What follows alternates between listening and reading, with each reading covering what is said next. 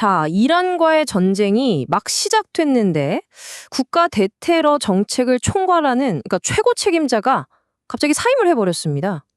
아니 도대체 무슨 일이 있었길래 조 켄트 국장이 이런 결정을 내렸을까요? 지금부터 그 충격적인 사임의 진짜 이유를 한번 깊숙이 들여다보겠습니다. 사임 서한에 딱 이 한 문장이 적혀 있었어요. 저는 양심상 현재 진행 중인 이란과의 전쟁을 지지할 수 없습니다. 바로 이 문장 하나가 워싱턴을 발칵 뒤집어 놨죠. 그럼 대체 이 문장 뒤에는 어떤 이야기들이 숨어 있는 건지 지금부터 하나씩 따라가 보시죠. 자, 켄트의 주장은 여기서부터 시작됩니다. 바로 정부가 전쟁을 시작하면서 내세웠던 그 명분, 그러니까 임박한 위협이 있었다는 그 말 자체에 대해서 이거 진짜 맞아? 하고 근본적인 질문을 던지는 거죠. 켄트가 던지는 모든 문제 제기의 핵심은 바로 이 질문으로 귀결됩니다. 정부가 그렇게 강조했던 임박한 위협. 도대체 그 위협이라는 게 구체적으로 뭐였을까요? 보시는 것처럼 정부의 공식 입장과 켄트의 주장이 완전히 정면으로 부딪힙니다.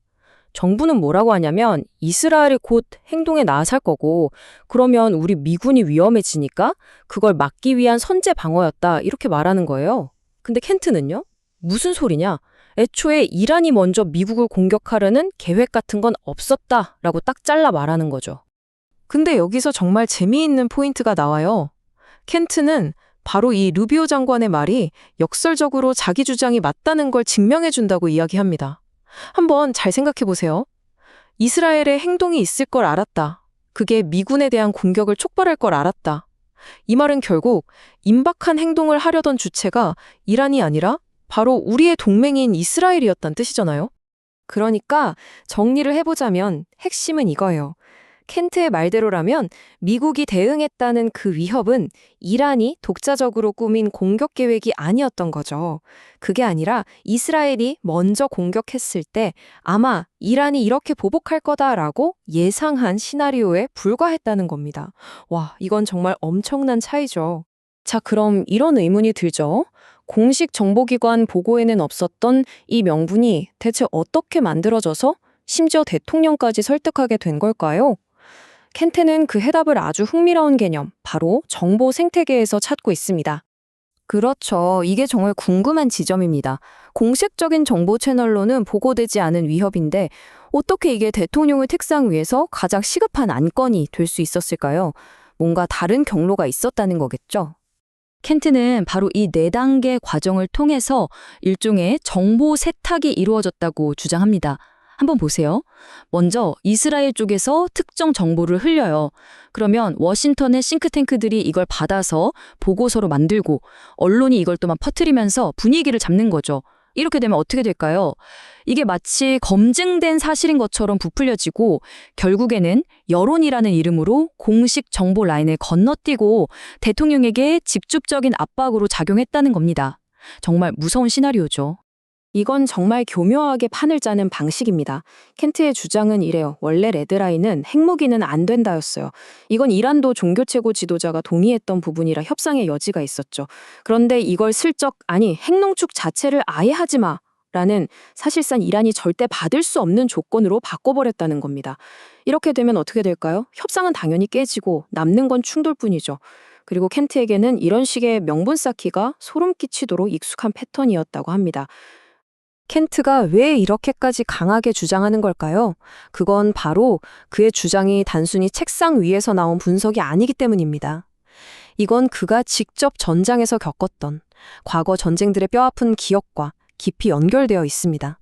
이라크 전쟁, 그리고 그 여파로 벌어진 시리아 내전, 그리고 지금의 이란과의 전쟁까지 11번이나 전투에 파병됐던 베테랑 군인인 켄트의 눈에는 이 모든 게 데자뷰처럼 보였던 겁니다. 아, 또 시작이구나. 그때랑 똑같은 각본이네. 바로 이 반복되는 패턴에 대한 확신이 그가 모든 걸 내려놓고 사임하게 만든 결정적인 이유였던 거죠. 켄트의 이 말에 그의 모든 심정이 담겨 있다고 봐야겠죠. 이건 거짓말이다. 예전에 우리를 이라크 전쟁이라는 수렁으로 끌고 들어갔던 바로 그 수법이다. 그에게 이번 전쟁은 그냥 정책 하나에 대한 의견 차이가 아니었던 거예요. 반복되는 역사의 비극, 그 고리를 이번에야말로 끊어내야 한다는 한 베테랑 군인의 마지막 저항이었던 셈입니다. 자, 그럼 이렇게 비판만 하는 게 아니라 켄트가 생각하는 해법은 뭘까요? 그는 아직 늦지 않았다고 이 상황을 되돌릴 길이 여전히 있다고 믿는데요. 과연 그가 제시하는 대안은 무엇인지 한번 보시죠. 켄트가 제시하는 해법은 아주 명쾌한 3단계입니다. 첫째, 일단 이스라엘부터 멈추게 하자는 겁니다. 우리가 제공하는 방어 지원을 지렛대 삼아서 말이죠. 둘째, 사우디나 카타르 같은 주변국들을 끌어들여서 중재자 역할을 맡기고 분위기를 좀 가라앉히는 겁니다.